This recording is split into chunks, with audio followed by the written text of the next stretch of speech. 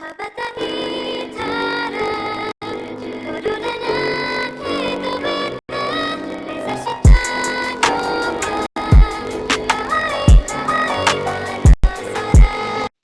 Salut à tous, bienvenue dans cette nouvelle vidéo consacrée à la formation en HTML et CSS proposée par le groupe Demolition Formation. Alors aujourd'hui, nous allons aborder la notion de formulaire. Nous allons voir comment créer un formulaire et comment y ajouter du contenu. Voilà, voici un petit exemple de formulaire que nous allons réaliser. Ok, je supprime tout ceci.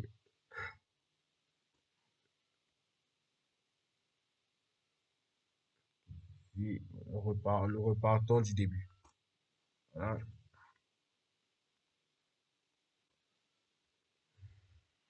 Et voilà, nous avons notre page qui est vierge. Nous allons y insérer la balise du formulaire. Alors la balise pour déclarer un formulaire, nous utilisons la balise form. Voilà. La balise form qui est constituée de deux attributs. D'abord l'attribut méthode qui correspond à à la méthode que va utiliser le formulaire. Elle possède deux méthodes. La méthode get qui permet de recevoir des informations et la méthode post qui permet d'envoyer des informations. Alors là, ce sont les deux valeurs que peut prendre méthode, l'attribut méthode.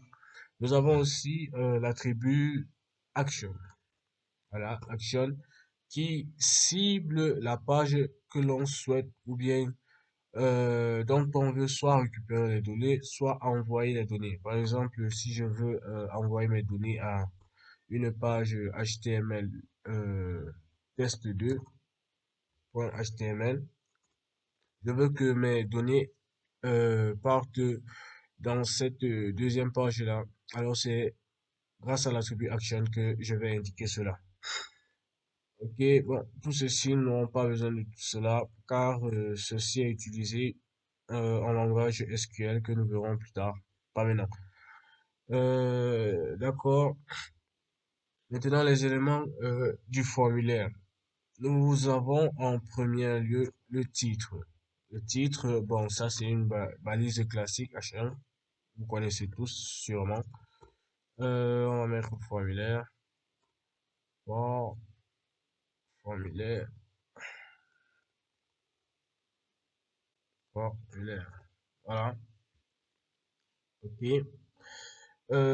Ensuite, nous allons insérer des inputs.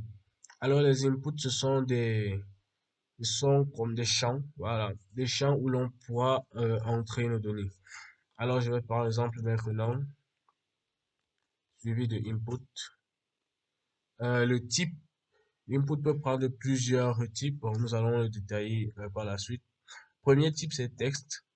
Vous dit que le champ prendra en considération que du texte. Là, le nom, on va mettre nom. Voilà, name, on va mettre nom. Bon, pour le name, c'est pas très important. C'est toujours en langage SQL que l'on se reposera sur ça. Pour l'instant, c'est pas très important. Ok, voici là. Petite erreur, j'ai oublié d'enregistrer. Ok, voilà. Voici le nom de notre formulaire suivi du texte qu'on a mis avant la balise input et de notre champ ici. Voilà, ça prend en considération que du texte. Ok, ensuite nous allons mettre prénom, input, toujours du texte,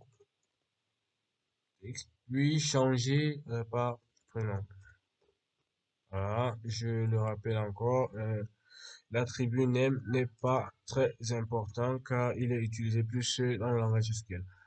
Maintenant, pour l'âge, notre âge doit contenir que du nombre, des entiers. Donc là, on ne va plus mettre test, on va plutôt mettre number. Voilà.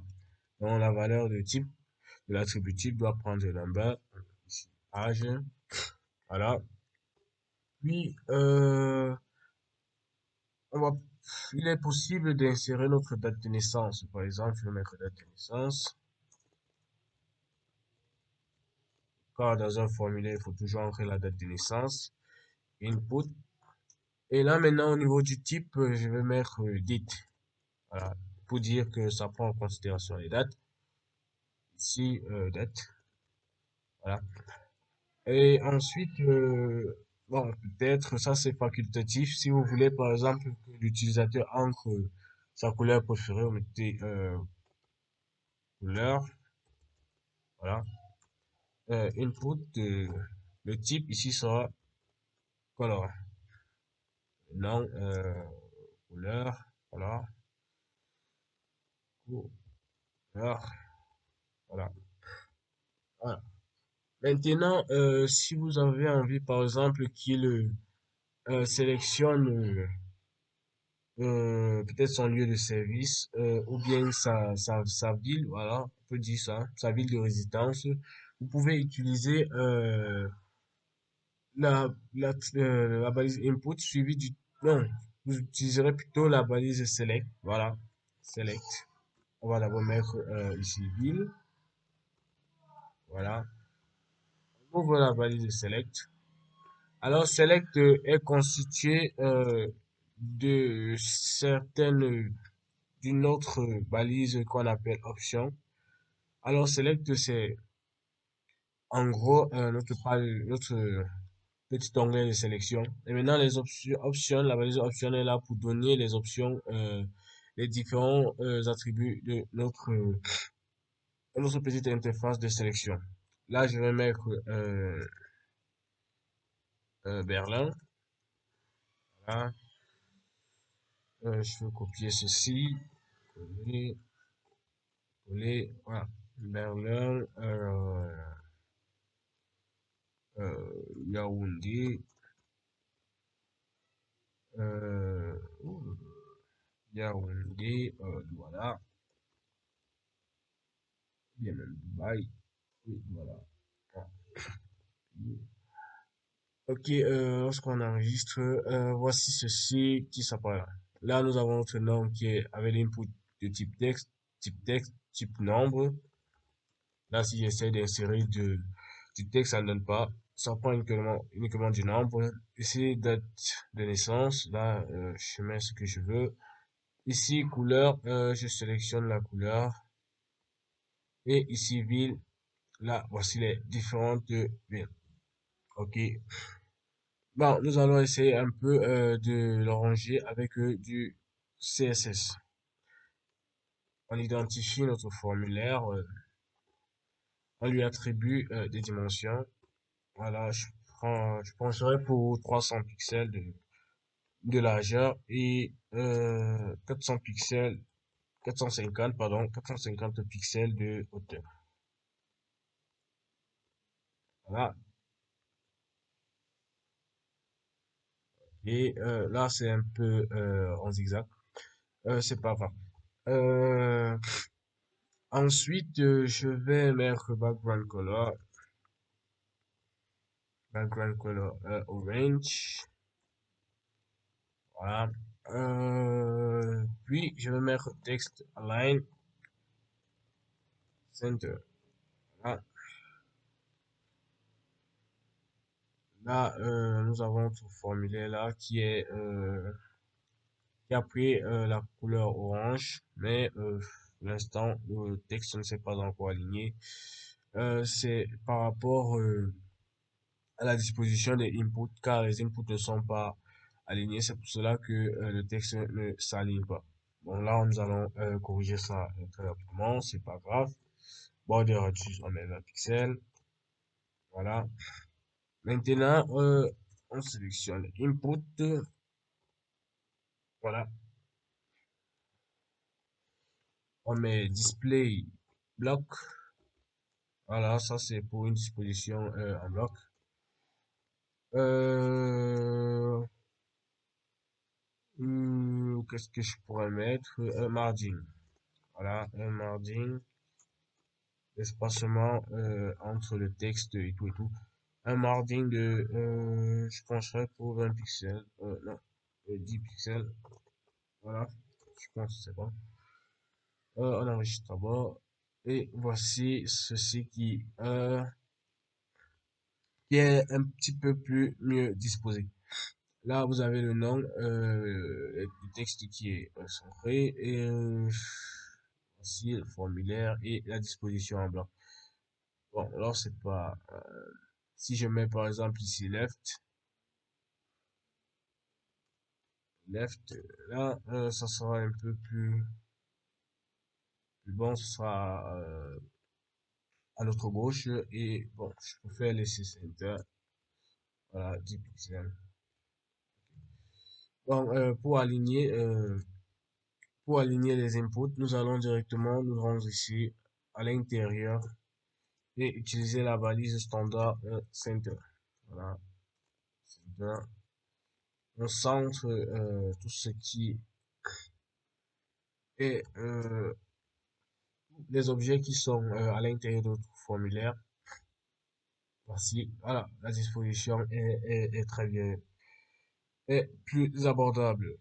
Alors, si vous avez envie de positionner votre formulaire juste au milieu là, vous devrez aussi mettre une balise center juste à l'extérieur. Donc là, j'enlève ceci, puis je colle là. Et hop, j'enregistre. Voilà. Voilà. Donc, voici notre formulaire.